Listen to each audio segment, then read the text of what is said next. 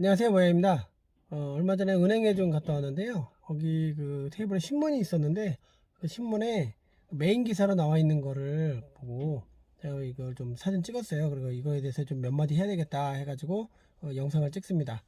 보시기 전에 구독하기와 좋아요로 부탁드리겠습니다.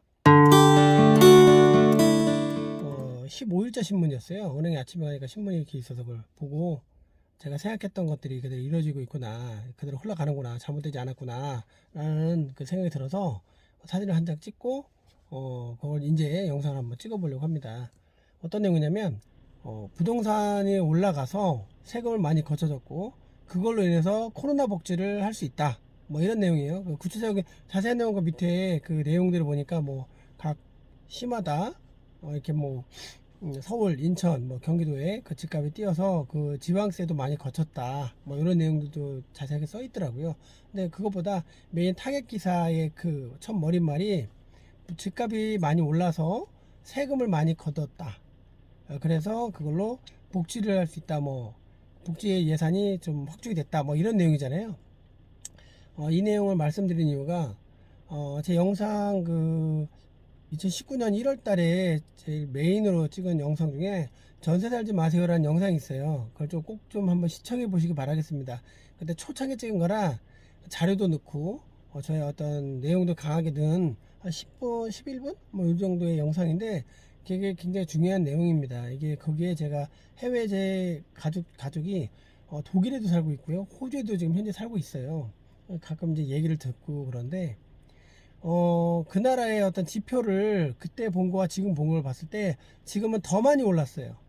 그때 부동산 가격이 오른 거가 지표상 기울기가 지금은 더 경사가 심해졌다는 얘기죠. 코로나로 인해서 그런 거 아니냐? 그럴 수도 있죠. 왜냐면 유동성이 많이 그 돈이 풀려서 그런 것도 있지만 그것보다도 그렇게 흘러갈 수밖에 없는 거예요. 이렇게 흘러갈 수밖에 없어요.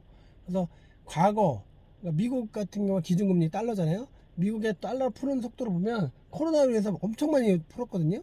근데 그 전에도 많이 풀었어요. 그래서 그걸 100년이라고 해야 되나? 하여튼 뭐 몇 년도 집계인지는 제가 기억이 잘 안, 20 몇 년도부터인 것 같아요. 쭉 보면 이 돈 푸는 곡선이 이렇게 가고 있어요. 그 양이, 돈 푸는 양이 그만큼 많이 돈을 푼다는 얘기죠. 그만큼 화폐 가치가 굉장히 빨리빨리 급속도로 하락한다는 얘기예요. 뭐 풀리는 그 양이 그 직선으로 이렇게 올라간다면 큰 문제가 없어요. 큰 문제가 없어요. 그건 당연한 거니까. 인플레이션이 있으니까. 근데 그게 복리처럼 이렇게 간다는 얘기는 최근에 더 많이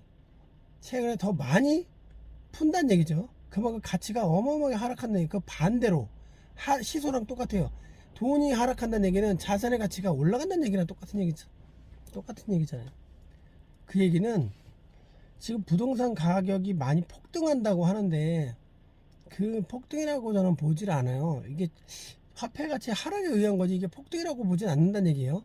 즉 다른 얘기로 만약에 제가 지금 계란 한 판 39짜리 제 소란이라고 제일 작은 걸 제가 4,950원인가에 지금 책을 샀는데 그게 많이 올라갔다가 지금 이제 안정화됐던 그 가격인데 이 가격이 어디까지 갈까요? 모르죠 그거는. 하지만 올라가는 건 사실이에요. 먹는 거니까. 집도 마찬가지죠. 올라가지만 집은 그 올라가는 그 요일이 어마어마하다네. 단위로 보면 금액이 지금 작년 대비 제가 가진 부동산 중에서도 상당히 많이 올라갔어요. 근데 제 주변에 부동산에 관심이 있으신 분이 물어보더라고요.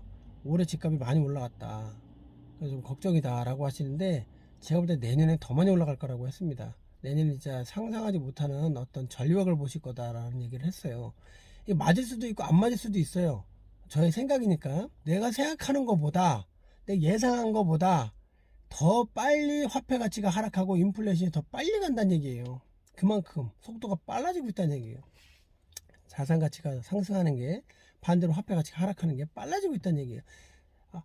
상승과 하락은 계속 반복이 됩니다. 하지만 상승의 폭보다 하락의 폭이 낮을 거고요. 그 다음 상승의 폭은 또 더 높아질 거고 더 빨라질 거고 하락폭은 더 낮을 겁니다. 이거는 분명한 사실이고요. 기간은 짧냐 넓냐 이럴 수 있어요. 제 주변에 저한테 양도세에 대해서 물어보는 사람들이 많은데, 양도세는 저하고는 관련이 없어요. 아예 없다고 할 수는 없죠. 부동산은 꼭 필요할 때, 이걸 처분해야 될 사항이 있을 때만 처분하지, 그렇지 않고서는 저 처분하지 않습니다. 갈아타긴 할 수 있지만 처분하지 않습니다. 즉, 갈아타는 것도 전 신중하게 해요. 그때 세금이 발생하니까, 그 양도세니까. 저는 그래서 양도세와 관련이 없다라고 얘기해요. 왜냐? 제가 팔 이유가 없고, 팔 생각이 없기 때문에. 그럼 그러죠. 보유세는 어떻게 할 거냐? 종부세, 재산세, 뭐 각종 세금 어떻게 할 거냐? 내면 되죠. 내면 되죠. 저같이 가지고 있는 사람들은 한 채 이상, 한 채도 가지고 있는 사람들은 세금에 민감할 수밖에 없어요. 왜냐면 내가 내야 되니까. 그럼 그 세금을 어떻게 할 것인지를 플랜을 짭니다.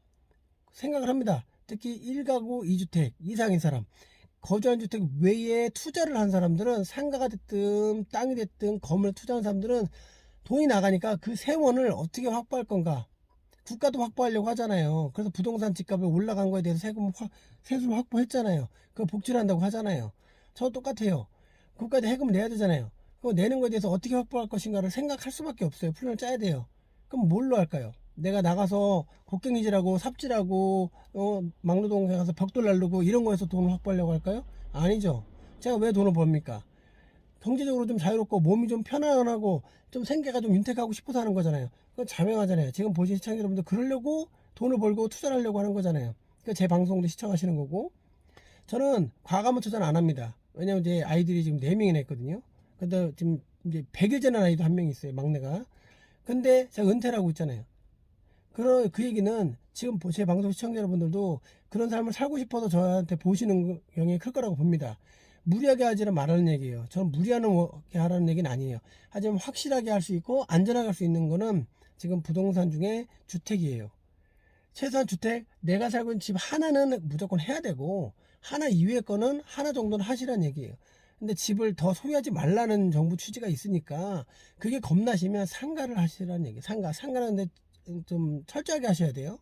철저하게 알아보시고 하셔야 돼요. 확실하게. 그거 제 영상에 보면 6% 수익률을 계산하는 것도 있어요. 빠르게. 이거는 제가 뭐 꼭 이렇게 지켜라 이게 아니라, 그 이하로 하면 낭패를 봐요. 저 안전하게 가려고 하는 게, 보수적으로, 굉장히 보수적으로 안전하게 가려고 하는 거예요. 6% 수익률이 아닌 건 암 쳐다봐요. 하지를 않아요. 그게 매매 차익이 될 수도 있고 월세가 될 수도 있어요. 하지만 안전하게 보는 건 월세로 보는 게 제일 확실하게 볼 수 있다는 얘기예요. 그래서 제 영상을 보신 시청자분들은 이걸 꼭 기억하시기 바라겠습니다. 저도 제가 생각하는 것 이상으로 부동산의 가치, 자산의 가치, 물건의 가치가 상당히 빠르게 가고 있다는 거예요. 부동산뿐만 아니라 물건의 가치가, 달걀 한 개, 한 개의 가격이 상당히 빠르게 올라가고 있다. 식빵 하나의 가격이 상당히 빠르게 올라가고 있다. 밀가루의 가격이 상당히 빠르게 올라가고 있다. 김장철에서 배추, 고춧가루 이런 가격이 상당히 빨리 올라가고 있다. 그거 다 물건이잖아요. 재화라고 하죠. 부동산도 재화예요. 재화인데 1,000원짜리에 10% 오르는 거와 1억에 10% 오는 거와 100억에 10% 오는 건 전혀 다르죠. 우리는 프로로 얘기해야 돼요. 프로로 몇 프로 올랐느냐 이걸로 얘기해야 돼요. 배추는 10% 올랐는데 부동산이 1% 올랐다? 근데 100억 1%와 1,000원의 1%는 1,000원의 10%는 차이가 다르죠. 이걸 생각하셔야 돼요. 이 마인드를 깨는 게 쉬운 게 아니에요. 이 생각을 바꾸는, 이 프레임을 깨고 나온다는 게, 우물 안에 하늘만 보다가 우물 밖에 나와서의 넓은 하늘을 본다는 게 쉬운 게 아니에요. 말은 쉽지만 행동하기가 굉장히 어렵습니다. 이거를 제 영상을 보신 시청자 여러분들은 이 메인 기사 찍은 것처럼 세금은 늘어날 수밖에 없다. 늘어날 수밖에 없고, 그 세금이 늘어나는 이유는 복지를 하기 위해서 늘어날 수밖에 없다. 복지 세원을 확보해야 되니까. 그러면 그 복지 세원을 확보하기 위해서 세금 늘어나는 거는 기존에 보유하고 있는 재산세든 뭐든 세금 내는 사람들이 내고 있지만, 결국 그거는 다수의 국민들 90%라고 하더라고요. 노동자가 90%의 노동자가 감당할 수밖에 없고, 부동산에서 확보한 세수가 부족하면 결국 근로소득에서도 세원을 확보할 수밖에 없다. 작게나마 많은 개미라고 칠게요. 많은 개미가 조금씩 긁어오면 그게 더 큰 세원이니까 그럴 수밖에 없다. 결국은 서민의 삶이 팍팍하지는 않지만, 내가 뭔가를 자산을 넓혀서 조기 은퇴와 경제적 자유를 누리기 위해는 터무니없이 부족한 소득이 될 거라는 거는 저는 장담합니다. 이거는 진리라고 봐요. 제 가족 중에도 그렇게 살고 있는 사람들이 있기 때문에 얘기하는 거예요. 그분들이 그 삶을 살고 싶어 사는 게 아니라 그런 구조이기 때문에 그게 벗어날 수가 없는 거예요. 그래서 보시는 시청자분들은 제발 전세 살지 마시고 월세는 뭐 월세도 마찬가지, 요즘 월세가 늘어났잖아요. 월세도 살지 마시고 어떻게든 자기 집을 최소한 한 채는 자기 집이, 자기 사는 집은 자기 집이어야 돼요. 크기와 뭐 지역은 상관없어요. 그거 확보하시고 그리고 나서 그 다음 투자를 생각하시라는 거예요. 근데 내가 공부가 많이 안 돼 있으면 최소한 주택을 하세요. 주택. 그 세원에 대한 공부를 하시고 세금에 대한 공부를 하시고 주택을 투자하세요. 그 다음 더 공부를 철저하게 하셔서 상가든 땅이든 뭐 공장이든 이런 거에 대한 투자를 하시라는 얘기예요. 오늘 내용은 여기까지고요. 다음에 다른 내용으로 또 찾아뵙겠습니다. 감사합니다.